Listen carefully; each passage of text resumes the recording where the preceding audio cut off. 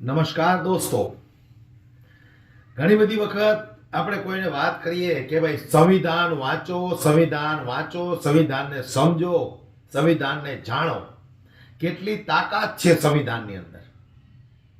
ત્યારે ઘણા બધા લોકો આપણને એમ કે ભાઈ સંવિધાન વાંચીને કામ શું છે, સંવિધાન આપણને શું કામમાં આવે. તો સંવિધાન તમને શું કામમાં આવે છે એની તમને ખબર ન હોય તો આજે હું તમને એક કોલ રેકોર્ડિંગ સંભળાવું. એ કોલ રેકોર્ડિંગ તમે બરાબર સાંભળજો, ત્યાર પછી તમને હું કહીશ કે હવે વિચાર કરો કે સંવિધાન તમને શું કામમાં આવે. વસંત ચાવડા, જેમને લગભગ તમે ઓળખતા હશો, એક પોલીસ સ્ટેશનની અંદર ફોન કરે છે. પોતાના સમાજના એક મહિલા પોલીસ સ્ટેશનની અંદર છે. એ મહિલાને જબરજસ્તી પોલીસ સ્ટેશનમાં લાવવામાં આવ્યા છે.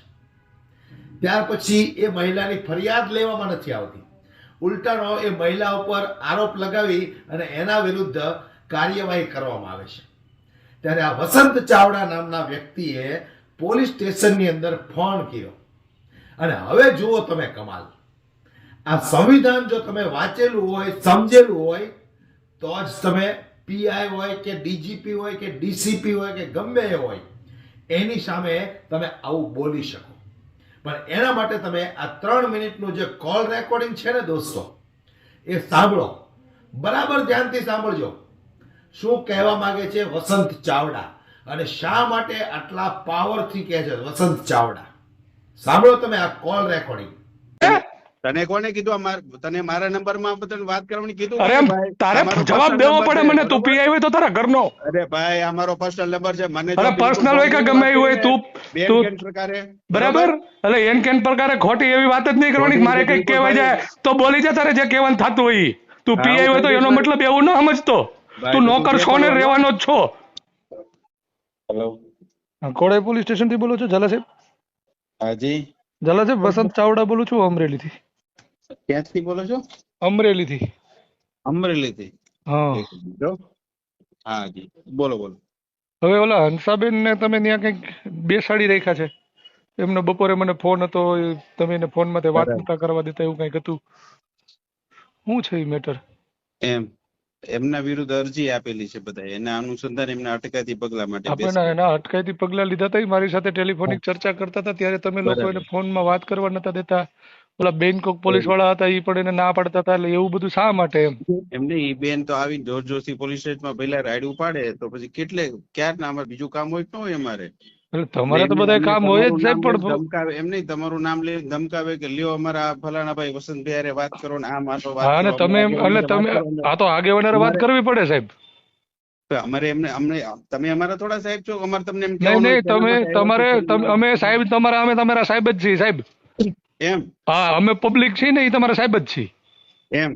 હા, આ ભારત દેશના નાગરિકો જે રહ્યા ને એ બધા પોલીસના સાહેબ છે. તમે અમારા ટેક્સના પૈસે સાહેબ પગાર લ્યો છો અને તમે નોકર છો, બરાબર. એટલે બીજી વાત તમને એ કહી કે તમારે વાત કરવી જ પડે. તમે ઈ ફોનમાં એવું કહેતા હતા બેન ને કે હું એની હારે વાત ન કરું એમ. પેલા તમે વાત સાંભળો.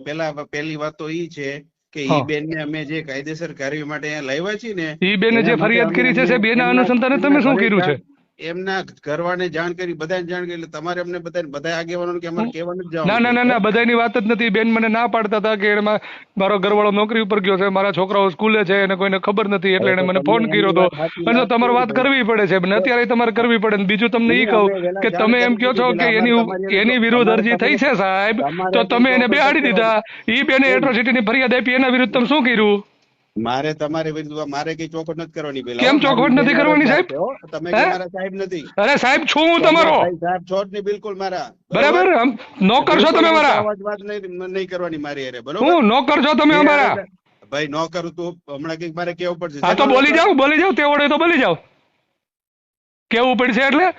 અમારા ટેક્સ ના રૂપિયાથી તમે પગાર લ્યો છો, તમે પાછા એમ કહો કે કેવું પડે એટલે તમારા મનમાં સમજો છો તમે? એટલે હા, હું મારા ટેક્સ માંથી પૈસા દઉં છું, તને જ દઉં છું. કેમ તું કરા કરસ તું? ભાઈ તને કોને કીધું તને મારા નંબરમાં બધાને વાત કરવાની કીધું? અરે તારે જવાબ દેવો પડે મને. તું પીઆઈ હોય તો તારા ઘરનો. અરે ભાઈ અમારો પર્સનલ નંબર છે. મને અરે પર્સનલ હોય કે ગમે એવું હોય, તું પ્રકારે બરાબર. એટલે એન કેન પ્રકારે ખોટી એવી વાત જ નહીં કરવાની. મારે કઈ કહેવાય જાય તો બોલી જા, તારે જે કહેવાનું થતું હોય. તું હા, પીઆઈ હોય તો હું એનો ભાઈ- મતલબ એવું ન સમજતો. ભાઈ, તું તો નોકર જે છો ને બોલવાનું- રહેવાનો જ છો. જ્યાં જે સુધી નોકરી બોલવાનું- કરીશ ને ત્યાં સુધી તું સમાજનો નોકર છો, તું જે હોય ભાઈ, બરાબર? તું જે એટલે જે હોય ભાઈ. કાયદેસર થતી હોય એ જ કરવાની, હા, બીજી નહીં કરવાની કાયદેસર ભાઈ. થતું હોય એ જ કરશું ભાઈ, બરોબર. અમારે આ જે ઈ કાંઈ બેનની થયું એ જ ફરિયાદના કરીશું. અનુસંધાને શું કર્યું? અમે બધું જે કરશું એને કેમ કાયદેસર બેહાડી થતું દીધા? હોય છે સામે ભાઈ. વાળાને તું કઈ બેસાડો. મારો સાહેબ નથી ભાઈ, તું મારો સાહેબ નથી હું? જરાય. હા, બેસવા વાત ન કરતો. તું નોકર જ છો, તું અમારો નોકર જ છો તું, હાલી નીકળો છું. બરાબર? એટલે વાત તારે શું નામ સભ્યતામાં જ છે? કરવાની, તું કારે નહીં શું નામ કરવાની. છે ભાઈ? વસંતભાઈ આખું નામ વસંત શું ડાયાભાઈ તમારું? ચાવડા.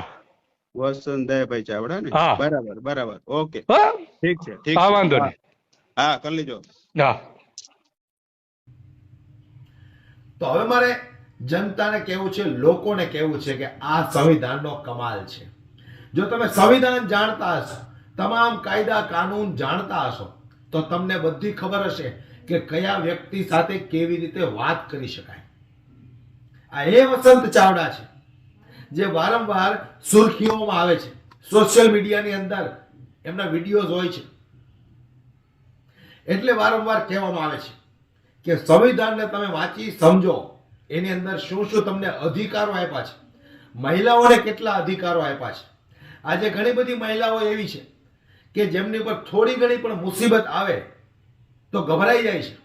એમને એમ થાય કે હું એકલી છું, હું શું કરી શકું, મને પહેલો વ્યક્તિ હેરાન કરે છે, મને ફલાણો વ્યક્તિ હેરાન કરે છે, તો હું શું કરી શકું. પણ જો તમે થોડું ઘણું પણ સંવિધાન વિશે જાણતા હશો, તો તમને એક કાયદા કાનૂનની ખબર હશે, તો તમે ગમે એની સામે તમે ગમે એ બોલી અને એમને ચૂપ કરાવી શકશો. એટલે કાયદા કાનૂન જાણવા ખૂબ જરૂરી છે દોસ્તો. જે રીતે વસંત ચાવડાએ પીઆઈની કે જે કોઈ કોન્સ્ટેબલ હોય કે જે હોય સામે એની જે ધૂળ કાઢી નાખી, તો આ સંવિધાનનો પાવર છે. એને ખબર છે કે સંવિધાનની અંદર શું શું લખેલું છે, કેવા કેવા કાયદા કાનૂન બનાવેલા છે. આજે જે રીતે વસંત ચાવડાએ વાત કરી, આ પોલીસ વાળા જનતાના ટેક્સનો પગાર લે છે, એટલે પોલીસ વાળાને જનતાનું કામ કરવું જ પડે. પણ આપણા દુર્ભાગ્ય છે કે છેલ્લા 30 વર્ષથી ગુજરાતની અંદર ભારતીય જનતા પાર્ટીની સરકાર છે અને એક સમયે તડીપાર રહી ચૂકેલા વ્યક્તિ અત્યારે દેશના ગૃહમંત્રી છે. એટલે પોલીસ વાળાને મન ફાવે એવા ઓર્ડરો આપી મન ફાવે એવા હુકમો કરી અને ગરીબ મજબૂર બેબસ લાચાર ઉપર અત્યાચાર કરવા માટે ઓર્ડરો કરે છે. પણ જે લોકો સંવિધાન જાણે છે એને કોઈ જાતની તકલીફ પડતી નથી, અને જે લોકો સંવિધાન નથી જાણતા એ બિચારો ગભરાઈ જાય છે. એટલે વારંવાર કહીએ છીએ કે સંવિધાન વાંચવું જરૂરી છે. સંવિધાનની અંદર જે જે કાયદા કાનૂન નિયમો લખ્યા છે એ વાંચવા જરૂરી છે.